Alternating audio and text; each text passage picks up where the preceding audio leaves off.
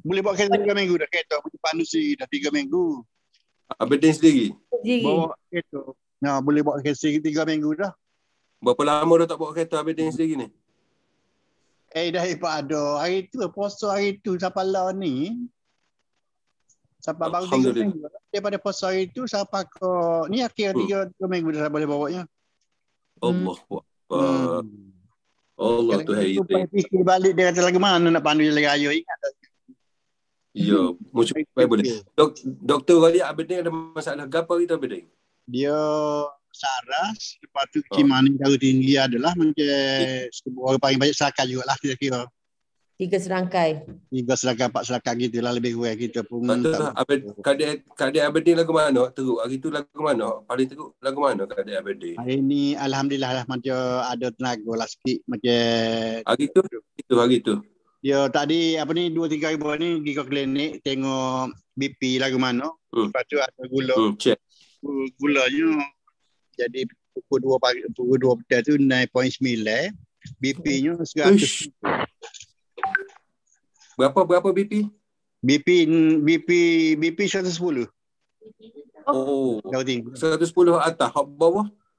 Hak bawah tak tanya pula ke pun. Tapi dia comel lah. Comel. 9.9 kadang-kadang tu cerita ni daripada masuk uap 5 hari bulan puasa kan. 5 hari bulan puasa ni berapa hari bulan tak lah. Jadi hari Sabtu tu misi cek 26.2. Mari mana gula? 26. Lepas tu amalan Aberdeen kalau gula tinggi minum air masak 5 gelas. Esok ke dia teh balik 3.2. Turun. Lepas tu dia takut hypo makan buah 5 biji dengan barang-barang manis sikit. Dalam setengah jam 5.2 pula. Comel. Alhamdulillah boleh buat mata lah masa tu kita buat mata.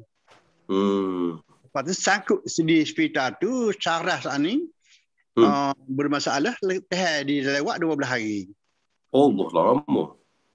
Daripada situlah dia dicas. Lepas pada dicas tu balik rumah dengan keadaan tak comel. Lepas tu kena rumah pula sambung balik sampai ke air haji.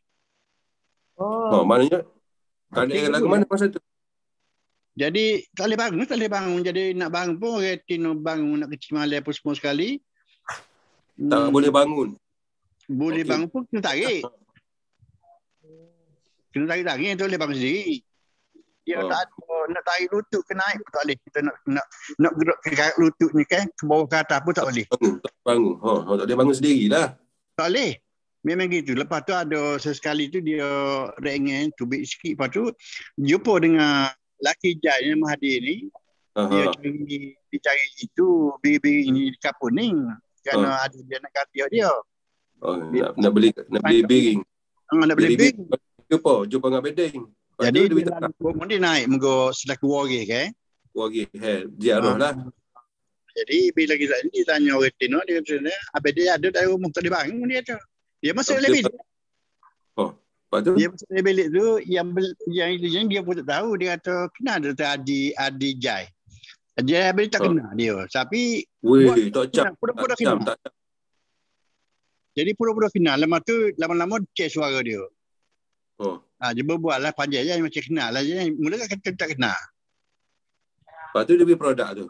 Lepas tu dia cerita produk ni makan tu 2 hari buah besar.